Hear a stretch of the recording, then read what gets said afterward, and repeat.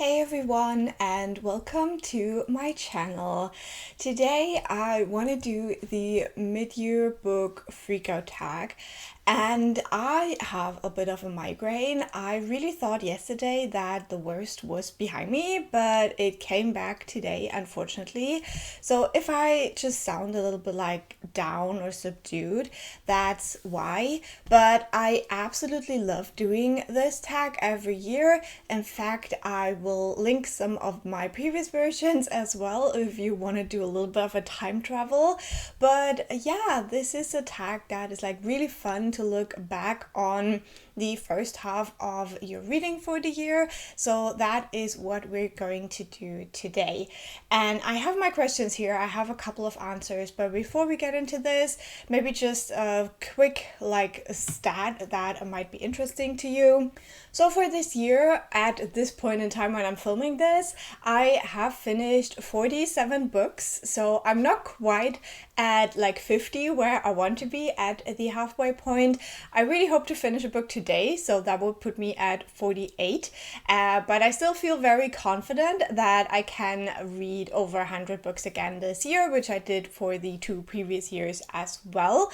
And yeah, I am having mixed results so far this year for my reading, but I had so far 5 new 5-star reads, which is also pretty good because in the last couple of years I really struggled with finding really new favorite books. So 5 for the halfway point of the year is actually pretty amazing.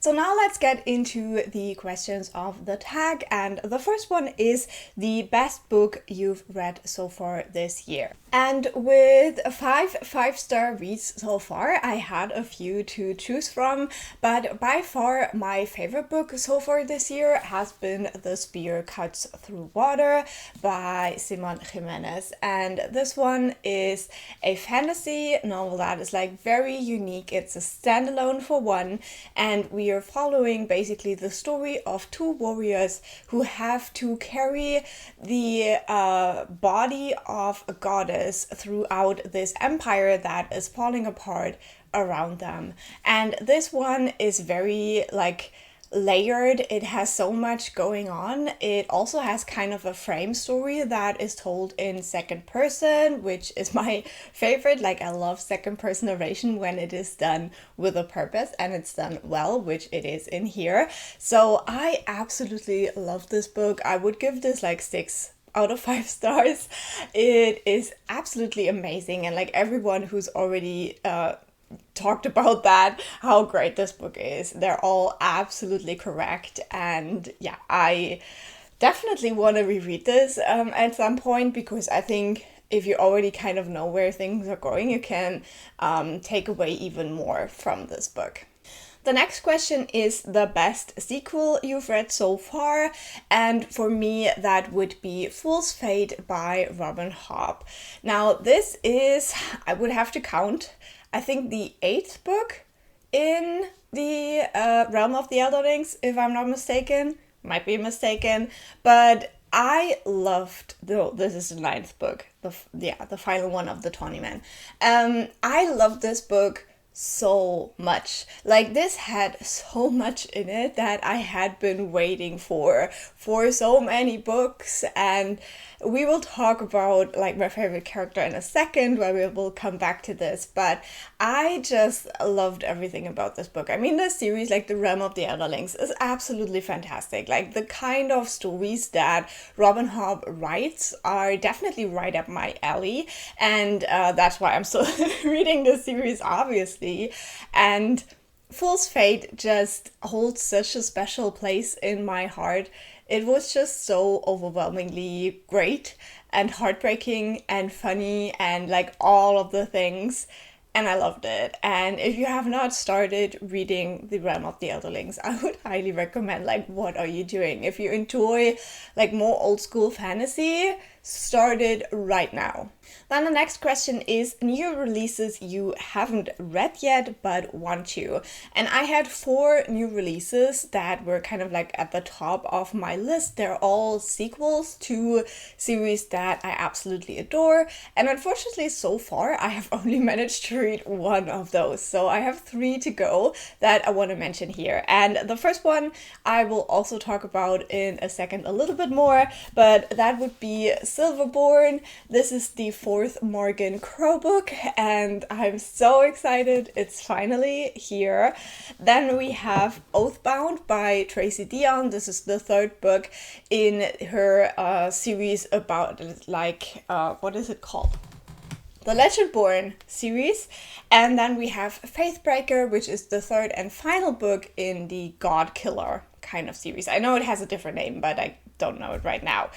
But I still definitely want to read Silverborn and Faithbreaker this year.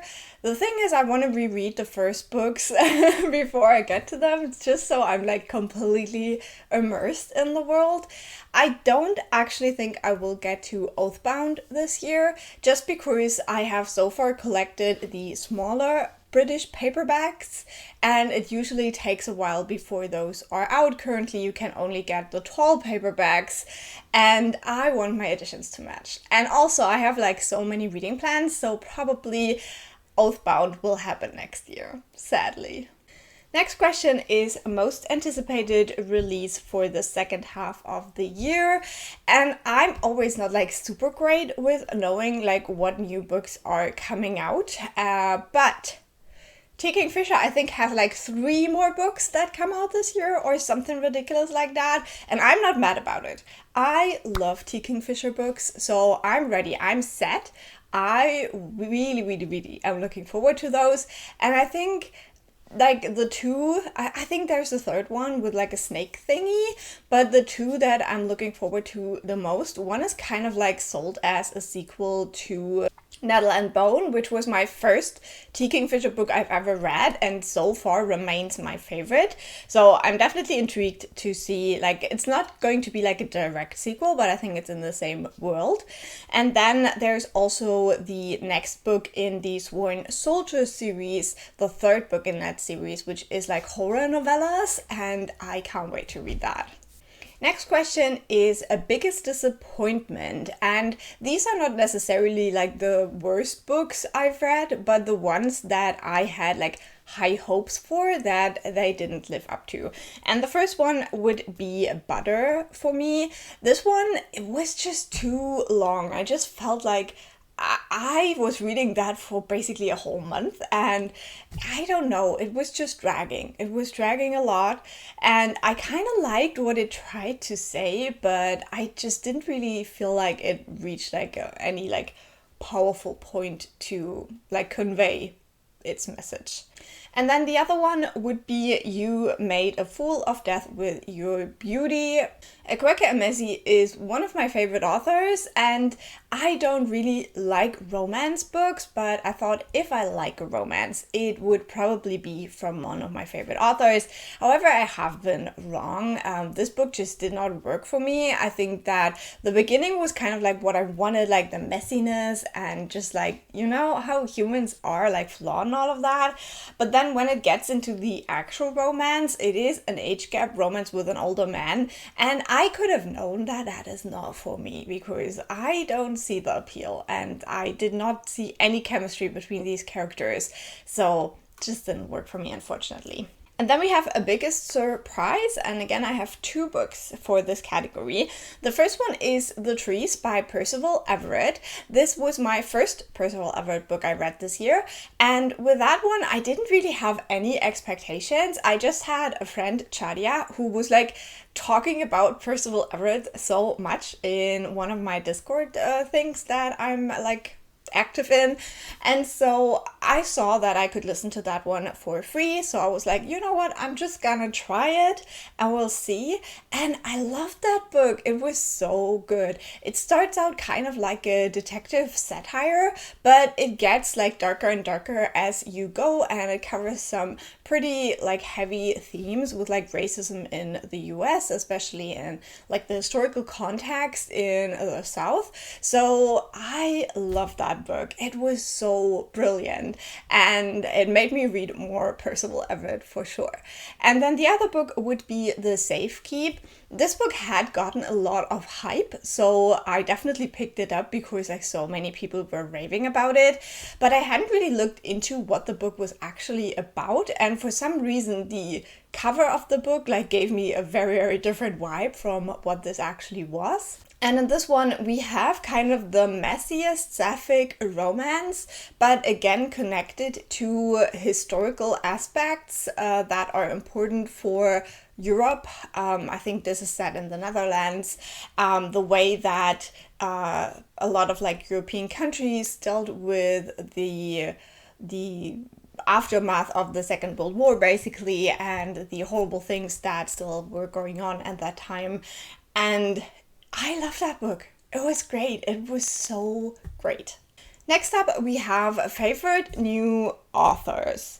And with this one, I have quite a list. Now, you can always debate like what is a favorite author. I think for me personally, on this list, I have people that I definitely want to read more books of soon. And also that at least with some of these, I have read already multiple books by them this year. So we're starting the list off with S.A. Cosby. I've only read one book by him this year, and that is Blacktop Wasteland, but I absolutely love that, and I definitely want to read more. He has a new book out currently, so yeah, there's a lot to choose from. Then we have Tananarive Due. Again, I have only read one book by her so far, but that one definitely made me want to pick up more as well. Absolutely love The Good House. Then we have Percival Everett. I just mentioned I read The Trees, but then I also read James, and I absolutely love both of those. So definitely going to read more.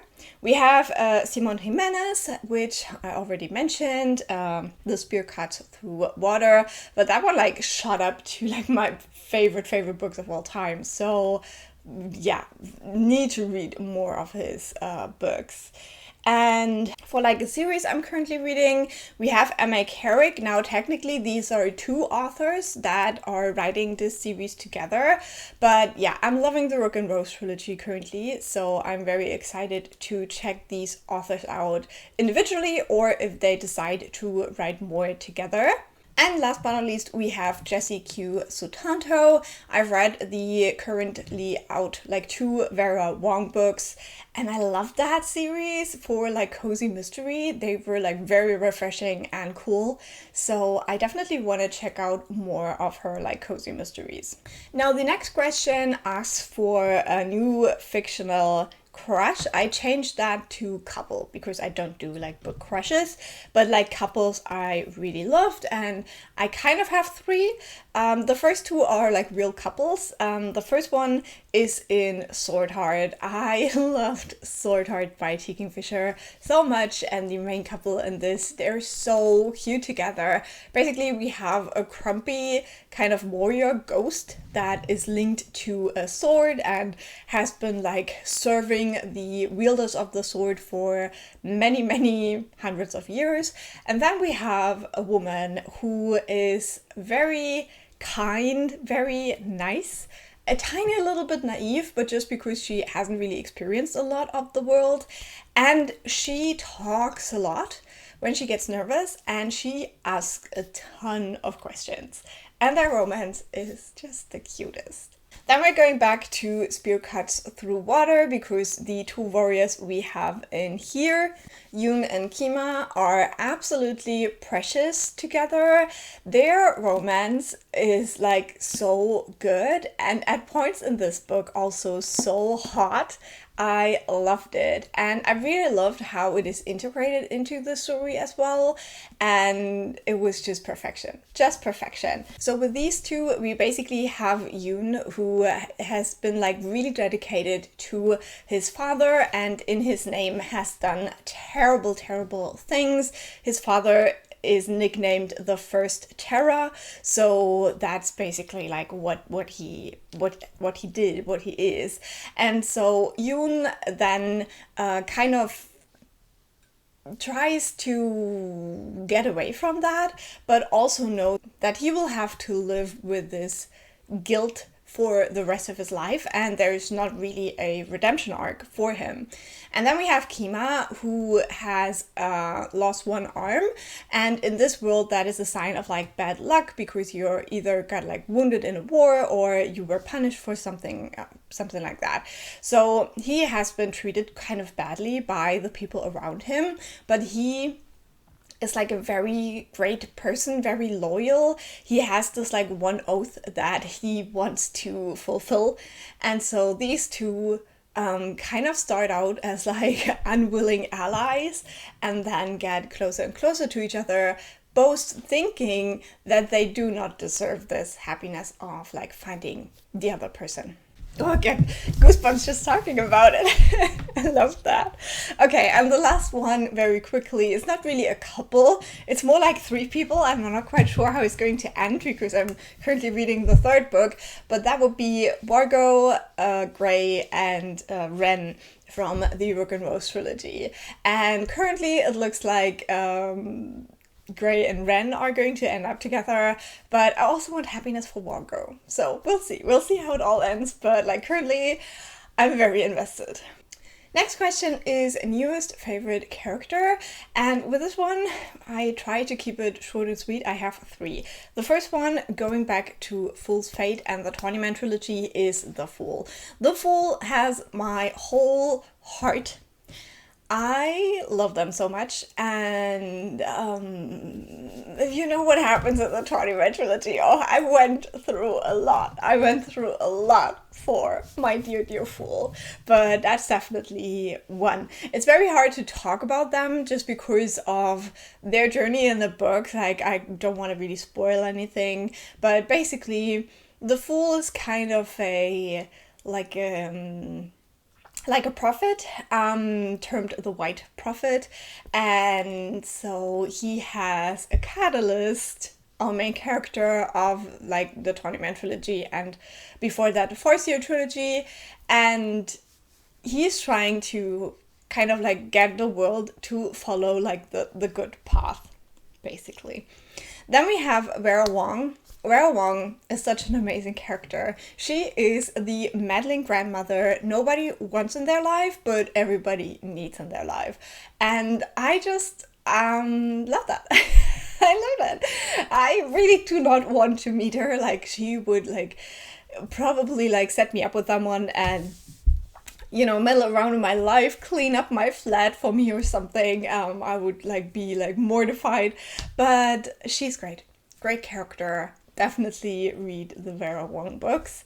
And then last but not least, I have James from the book James. And I thought that the way that he is characterized in this book is fantastic. The way that he wants to be with his family and he has to go on this adventure to try to figure out how to save his family from slavery. And then also the way that he's so smart and eloquent, and he has kind of perfected being like dumb and uneducated when he's interacting with white people around, just so that he's safe from them. Next up, we have books that made you cry, and I'm not going to say much more about this, but Fool's Fate, I actually have video evidence. If you want to go and watch the 20-man vlog, you will see me cry quite a bit. And then we have We Need New Names.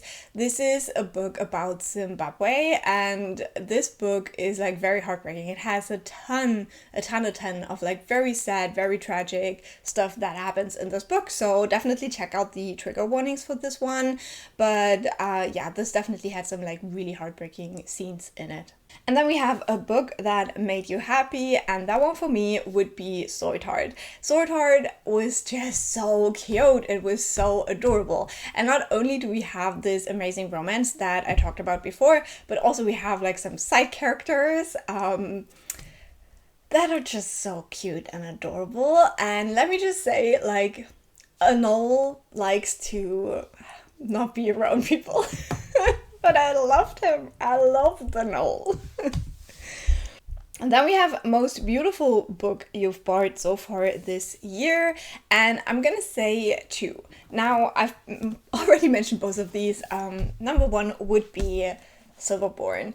Now, this book, I think it is quite cute. Like, I do really like the British covers for it. What makes this book so beautiful is that it exists, because this has been like pushed back and pushed back for years now, because the author, Jessica Townsend, I think experienced long COVID, and so for a long time she just couldn't finish this book, like writing this book, and so it was like really painful to wait for it. And I can't believe it's here. I really can't believe it. Like, I've been looking forward to the next book in this series for so long. This is like the only middle grade series I'm currently reading, but it is so great. So that's why this book is so beautiful to me. And then the other one, which I think is both beautiful inside and out, is The Spear Cut Through Water. Look at this cover. It's so cool. And last but not least, we have what books do you need to read by the end of the year? What a great question. As you may know, I want to reduce my physical TBR to 0 this year. And I'm currently on a sabbatical, and that is why I thought it would be like easily done, because I have a lot of time to read. So far, things are not going great. So I will link my TBR video where I go through all the books that I currently own physically.